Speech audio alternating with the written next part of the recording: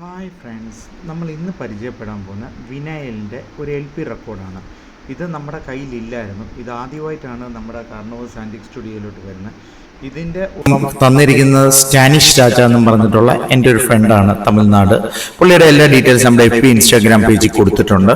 So വേണ്ടവർക്ക് പുള്ളിയെ ബന്ധപ്പെടാൻ പറ്റും. പിന്നെ ഇതിൻ്റെ ഒരു 4 ഞാൻ വെസ്റ്റ് ബംഗാളിലുള്ള സുജിത് ശർമ്മയുടെ കയ്യിൽ നിന്ന് വാങ്ങിയിട്ടുണ്ട്.